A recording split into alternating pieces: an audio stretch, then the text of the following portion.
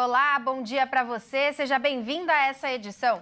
Estamos ao vivo e agora são 10 horas em ponto pelo horário de Brasília.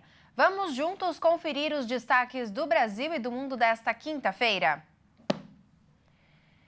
O presidente Lula chegou agora pela manhã na França, onde tem uma reunião agendada para amanhã com o presidente francês Emmanuel Macron.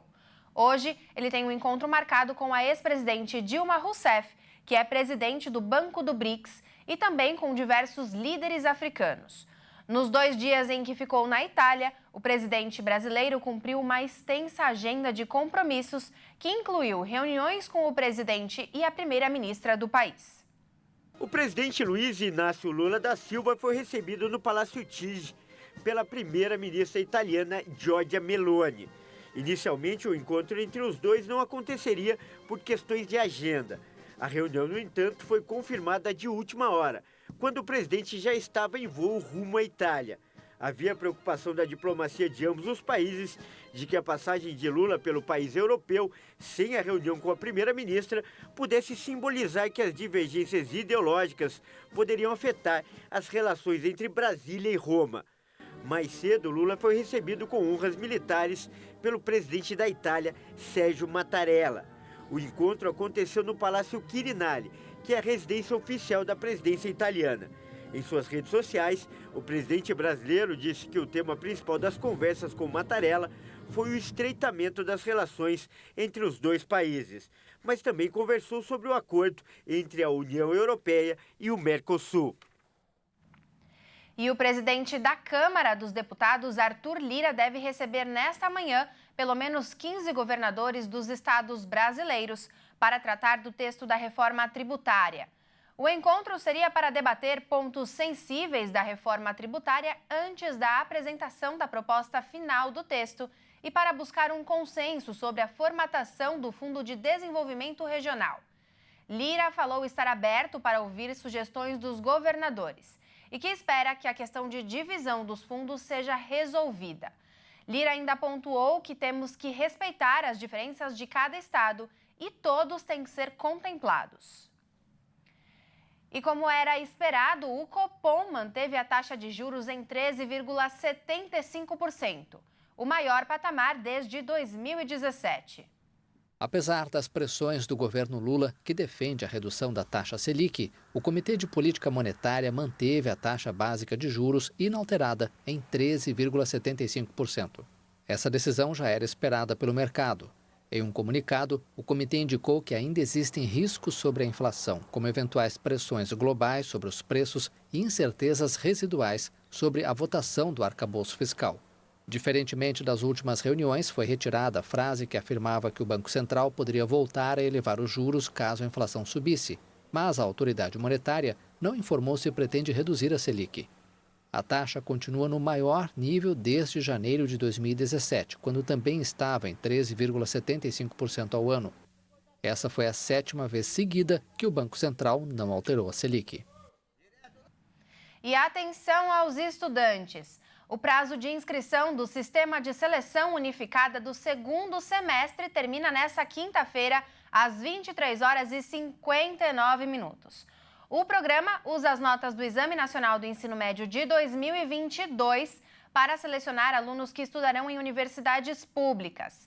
Para participar, o candidato deve entrar no portal acessounico.mec.gov.br/SISU e selecionar 2 opções de curso. É necessário ter feito o Enem em 2022 e tirado nota superior a 0 na redação. Indícios sugerem que, por causa de um vazamento de gás em uma churrascaria na China, mais de 31 pessoas morreram em uma explosão. Pelo menos 31 pessoas morreram depois de uma explosão provocada por um vazamento de gás em um restaurante da cidade chinesa de Yinchuan, no noroeste do país.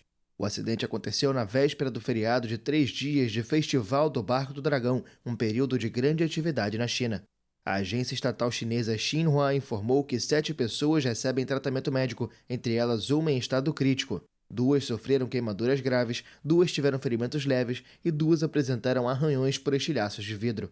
A explosão ocorreu perto de 9 horas da noite na quarta-feira no horário local, na churrascaria Fuyang, em uma área residencial no centro da cidade de Yinchuan, capital da região autônoma de Ningxia. Explosões e outros incidentes fatais são relativamente frequentes na China devido à negligência com as regras de segurança, que em alguns locais geram problemas para evacuações de emergência. As buscas pelo submarino desaparecido próximo aos destroços do Titanic entram no 5º dia. E pela estimativa das equipes de resgate, o oxigênio disponível na embarcação pode ter acabado por volta das 8 horas da manhã de hoje. A esperança é que novos ruídos sejam captados debaixo d'água. Não se sabe a origem dos ruídos detectados no local das buscas pelo submersível Titã, que desapareceu com 5 pessoas a bordo enquanto se dirigia para visitar os destroços do Titanic. A informação foi anunciada nesta quarta-feira pela Guarda Costeira dos Estados Unidos em uma coletiva de imprensa em Boston. Quando você está no meio de um caso de busca e resgate, você sempre tem esperança. É isso que estamos fazendo, o que fazemos. Com relação aos ruídos especificamente, não sabemos quais são, para ser franco com vocês. A P3 detectou ruídos, por isso eles estão lá, por isso estão fazendo o que estão fazendo. É por isso que colocaram sonoboias na água.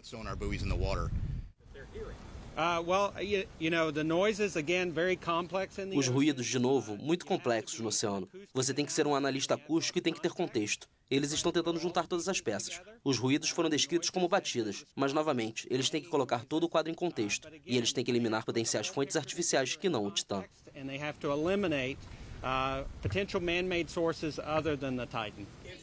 As equipes de resgate de Estados Unidos e Canadá concentram as buscas na zona onde mais cedo os sons foram detectados. E vamos falar então sobre a previsão do tempo para essa quinta-feira. Bom, o inverno começou com algumas temperaturas mais altas do que os últimos dias do outono. E isso pode continuar até o final da semana. Para hoje, ainda a previsão é de tempo seco na maior parte do país. Em algumas partes do sul e do nordeste pode chover, mas são pontos isolados. Vamos conferir então como fica o tempo em algumas regiões do país.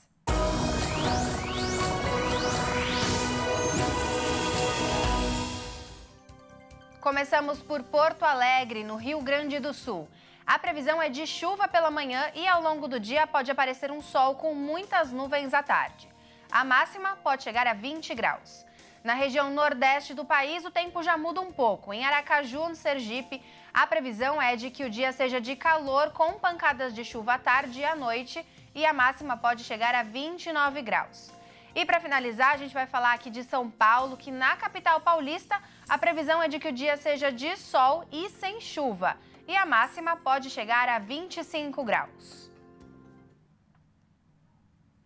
Essa edição fica por aqui. Muito obrigada pela sua companhia. E como aqui na HIT a notícia não para, daqui a pouco eu volto com mais informações.